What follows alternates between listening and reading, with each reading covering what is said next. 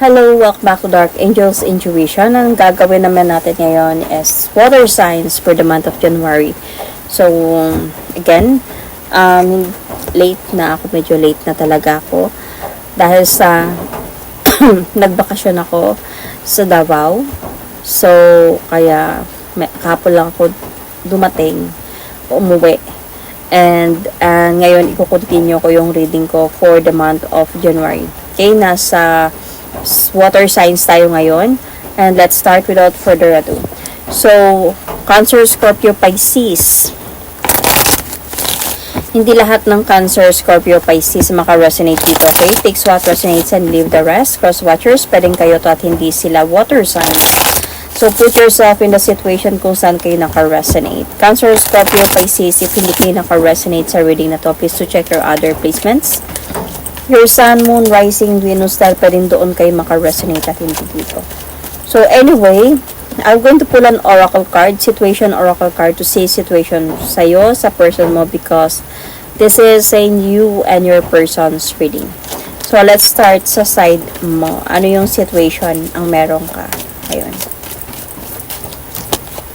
Family, blood ties, inner circle.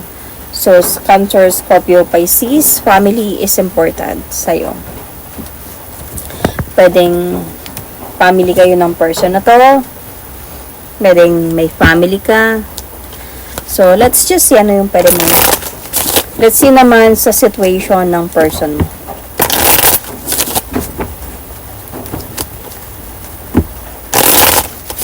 Ano yung situation ang meron sa kanya?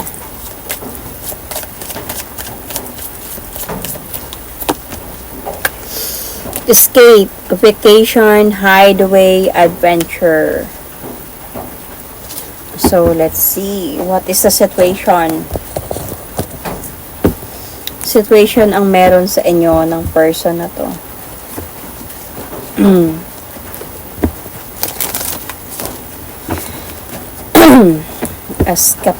Not escape. It's escapade. Sorry.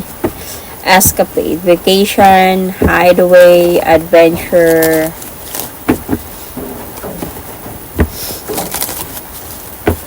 May pumasok sa isipan ko about this. Parang feeling ko itong person na to wanted you to visit him or her. Gusto niya siguro na pumunta ka sa lugar nila for vacation man lang, pero parang nagdadalawang isip ka siguro dahil sa iniisip mo yung pamilya mo, priority mo yung pamilya mo, pwedeng gusto niya na doon ka tumira siguro sa kanila, baka magkaiba kayong country ng person na to.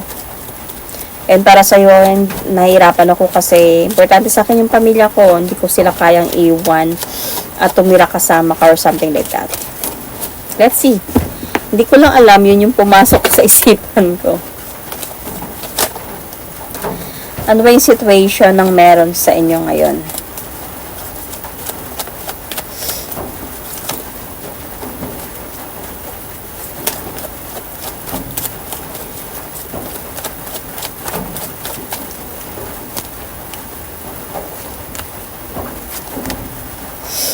Okay, so I can see here. See, you are not accepting the offer. So, feeling ko itong person na to is trying to do the effort talaga na to have a new beginning with you. Might be this person did take the leap of faith na to be with you, to have a great new beginning with you, pipiliin ka niya or something like that. Kasi feeling ko, okay naman yung relationship ninyo. Nagkakaintindihan kayo, nasa great harmony yung relationship ninyo, yung love ninyo. But then, feeling ko nga sa akin lang, is might be yun na nga yung may offer, might be yung person mo na na sumama sa kanya, might be sa country nila, mag-vacation, or tumira na ba doon, or something like that, mag-adventure lang. Pero you didn't accept the offer. Might be because of, may priority ka din. Might be may mga anak ka, baka single mother ka.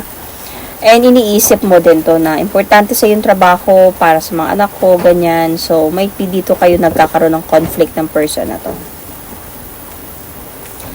So, ang malakas dito could be mga OFWs na may mga relationship na ibang lahi, could be. Ano yung nararamdaman mo sa person mo? Okay? Cancer, Scorpio, Pisces. Ano yung nararamdaman mo sa person mo? So, it doesn't have to be, okay? Pwede tong same Filipino, pwedeng hindi mo lang accept yung offer na umuwi, kasama siya, parang ganun lang. Dahil iniisip mo din yung pamilya mo. Ano yung nararamdaman mo sa person na to? So, meron kang feeling that naloloko ka niya. So, parang meron kang feeling na kung sasama ko dito, parang makalulukuhin lang din ako nito. So, kasi may feeling ka dito sa kanya that niloloko ka lang niya, may pinagtataguan siya sa'yo. You don't trust. Parang ganon. You don't trust the person. But you are planning naman din na kung willing talaga siya mag-move forward towards with you, may plano ka din, siguro, di ba ka pa lang talagang total decision dito. At saka may mga mabibigat ka pang problem na hinaharap, like personal problem talaga. Pero pinapakita naman ng person na to yung parang love niya talaga sa'yo. Or willingness, kasi willing siya to take the leap of faith towards with you. Kaya na ako sa'yo, gusto kong magsama na tayo or something like that. But I think you are thinking about your responsibility, family. So, yun yung iniisip mo talaga dito. Kaya nagdadalawang isip ka. May pipakasalan ba siya? Iniisip mo din yung mga anak mo. Iniisip mo yung paano na yung future, ganyan. Pero feeling mo kasi dito sa kanya, parang may tinatago pa siya. Makalulukuhin ka lang, parang ganun. So, ano yung nararamdaman ng person mo sa'yo talaga? Ano yung nararamdaman niya for you?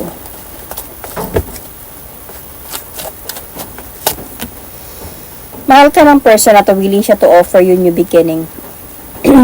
Willing siya to commit with you, willing siya to move forward towards with you. And planado niya pala to, talaga. Parang nagpaplano talaga siya. Might be to be with you, ganyan, to travel talaga sa'yo, papunta sa'yo, to have a great changes with you, and parang magsama na kayong dalawa in a way. To pinag-iisipan niya din to ng mabuti, sa totoo lang. Kasi feeling ko, if you are a single mom, and then alam niyang magiging responsibility niya din yung mga anak mo, darating yung araw, whether may anak man siya or wala, focus sa'yo. Parang alam niya na magiging responsibility niya. So, minsan nagdadalawang isip din siya, minsan nag-iisip din siya, pero mahal ka naman ng person na to mahal ka niya. Kasi iniisip niya din talaga yung may responsibility ganyan. So, pinag-iisipan niya muna ng mabuti. Pero, mahal ka ng person na to. Planado niya to, gusto niya mangyari to. Kaya siguro, plano niya to, sinabi niya sa'yo na ganito nga. And ikaw, parang nagdadalawang isip ka kung tuluyan na akong sasama dito. Paano yung responsibility ko? Malay mo, nagtatrabaho ka. And kailangan mong iwan yun dahil mapakasal ka dito at masusundin mo na siya kasi magiging asawa mo na. Paano yung mga responsibility na naiwan mo, family mo ba, siblings mo ba, or pwedeng mga anak mo as a single mom, could be. So, hindi madali yung decision na yun. Tapos, what if one day lulukuhin ka lang pala? So, goodbye yung trabaho, diba?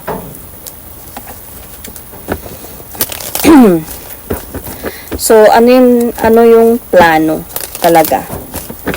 Plano ng person mo for your situation na meron kayong dalawa.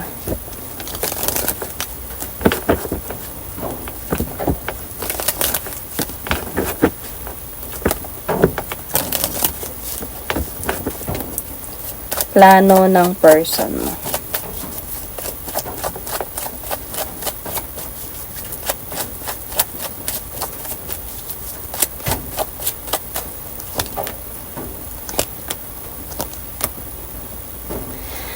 Honestly, may plano talaga siya magpakasal. May plano siya. But then, may nakikita kasi ako dito na parang doubtful siya, or in a way is thinking about responsibility and marriage as well. So, gusto niya talaga to have great changes with you. Hindi siya nakakatulog sa gabi thinking about some situations as well. I think, ganito. I think itong person na to is like parang gusto niya siguro talaga muna na magsama kayo. Like siguro vacation with you. Na ikaw lang muna talaga. Kayong dalawa lang muna talaga. Kasi may vacation kasi dito, may adventure. Kayo lang muna talaga. And then, sa kanya, sorry about that. And saka na siguro pag-isipan yung paano magsama, paano harapin yung family mo, harapin yung ganyan. Parang gusto niya siguro muna talaga na to have a vacation with you. Pero ikaw, dito ka nagdadalawang isip, hindi mo siya tinanggap yung offer kasi you are also thinking about kung sasama ka sa kanya for a vacation could also be paano yung responsibility mo sa dito. Alangan naman naasa ka sa kanya hindi pa naman kayo, 'di ba? I mean, hindi pa kayo kasal. Kayo na pero hindi pa kayo kasal. So, sorry about that. Maga na kasi. So, yun yung parang dun ka nagdadalawang isip. Not because you don't like this person. Well, there is one thing that medyo wala ka masyadong tiwala pa sa kanya. Baka lulukuhin ka lang. Pero, sa totoo lang, yung person mo, totoo naman yung nararamdaman niya. Genuine. Ang ano lang talaga dito is, yung person mo is parang nag-iisip din siya. So, may plano siya dito kasi talaga na gusto niyang mapakasal kayong dalawa. Gusto niya yon. Pero minsan, napapaisip lang din siya dito na kaya niya ba panindigan yung responsibility na yan. Kasi, dito sa reading na to, parang feeling ko kasi single mom yung nandito eh. And, hindi ko lang sure about sa other person kung single dad pa siya or something. Pero dito sa part mo, single mom. And then, he or she is also thinking about responsibility. Sorry sa ingay ha. Let's see about you. Kung may plano ka ba about this situation.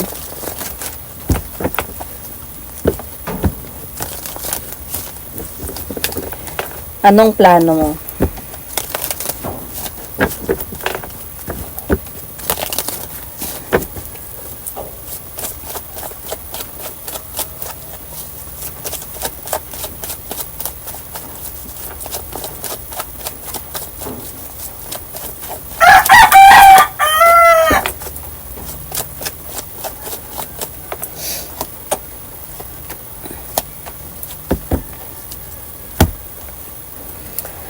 So, on your part naman, you wanted naman, willing ka naman din na sumama. Pero yun nga, parang deep inside, you really want to go with this person. To travel, to have some adventure. Pero nagdadalawang isip ka or minsan iniisip mo muna ng mabuti to. Kasi, as I said, single mom ka nga and you're thinking about the responsibility na meron ka. So, medyo mabigat yung problema mo. Hindi yun basta lang responsibility. Baka may mga utang ka pa na kailangan bayaran. May mga, mga money matter or something. Kaya hindi ka sure na if sasama ka sa kanya, magiging masaya ka. Dahil yung iniisip mo is nandito. May sa Pinas, may sa mga anak mo, something like that. So, parang, para sa'yo, hindi enough yung money ko para magbakasyon ako at hayaan ko yung mga responsibility ko. So, hindi ka sure, honestly, but gusto mo naman sana. Parang ganun. Gusto mo naman sana, pero hindi ka lang talaga sure. Dahil nga, concern mo about that. So, hindi ka pa nakapag-decide talaga kung sasama ka ba talaga or hindi. Kasi, feeling ko yung offer talaga ng person na to is kayo muna. Kumbaga, before siguro siya pupunta sa inyo to meet your family, could be gusto niya siguro muna makilala ka ng lubusan through through vacation na kayo lang. Parang ganun. So, may tinatago ba siya sa'yo?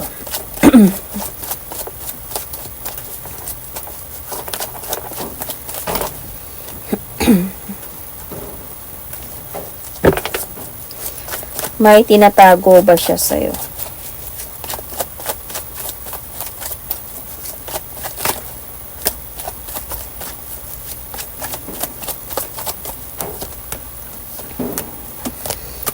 Honestly, mahal ka ng person na to. Mahal ka niya.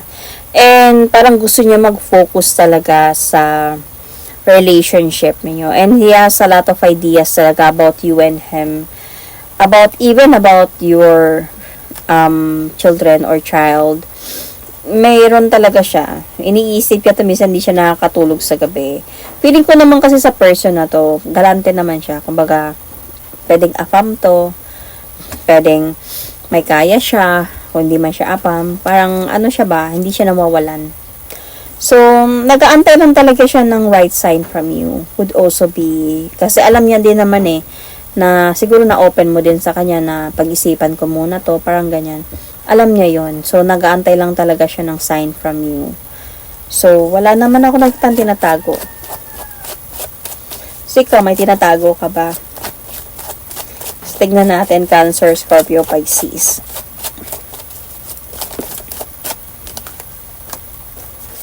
Okay. Happy ka naman and may willingness sa'yo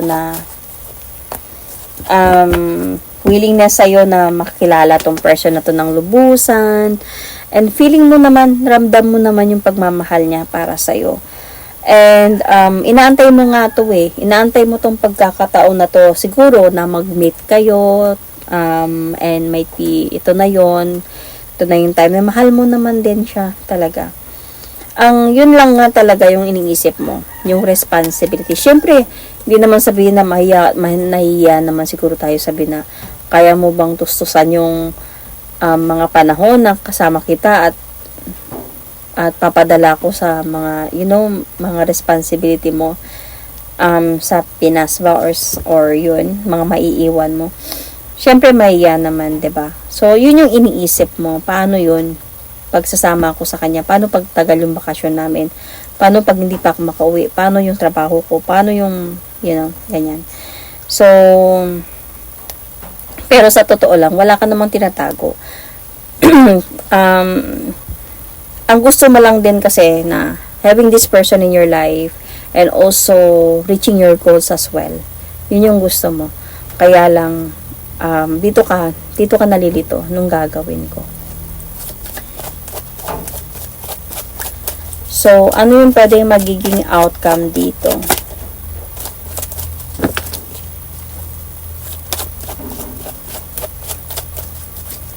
Possible outcome.